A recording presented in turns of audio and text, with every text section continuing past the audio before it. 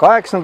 aprilli varahommikul teatas naabrinaine, et meie, tähendab Jõesuu jõematkade parvsaun, Parvepoiss on ennast ketist lahti tõmmanud ja asub keset jõge.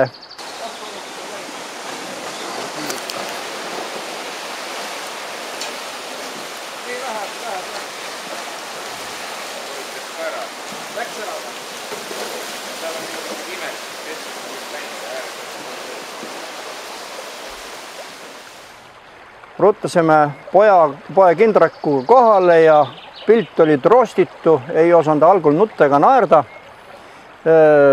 Ümberringi olid suured jääkamplad ja kaldast oli ta kusagil 30 meetri kaugusel. Väike veteväli oli ka ümber veel, nii et kuskil paarkümmend meetrit ümberringi oli vaba vett. Aga mingit võimalust talle ligipääsemiseks ei olnud ja ega siis muud üle ei jäänudki, lihtsalt vaadata ja oodata, millal parvekene allavoolu hakkab minema. Sama päeva lõunapaiku algaski intensiivne jääminek.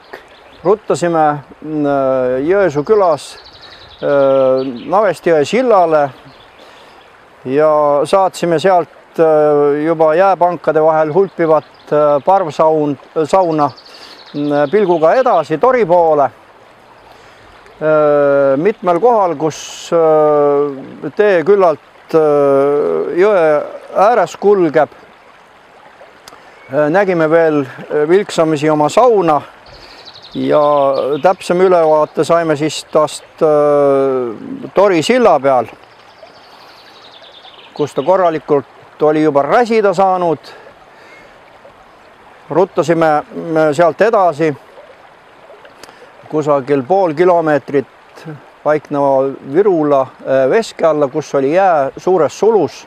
Mõtlesime, et ega muud midagi üle ei jää, kui vaatame, kuidas nüüd jää oma lõplikku purustustöö parvekallal teeb. Aga läks mõni minut mööda, kui helistas Torist kolleeg ja ütles, et tulge ruttu, et teie parvsaun on Tori alevikus pargi all Rüsi jää vahel. Ise loodame ta uuesti siia Jõesuusse tagasi transportida, aga mis viisil, see on veel küsimärgi all. Sellest suurest ja vägevast jääminekust on võib-olla väike tarkusetera küll kõrva taha panna, et võimaluse korral ikkagi saun ehitada kuivale maale, aga mõnes mõttes olen ma ikkagi jäärapäine selles suhtes, et kui ma te Jõesuusse tagasi saan, küll me siis oma meeskonnaga ta jälle sinna jõe äärde ilusasti korralikult püsti paneme.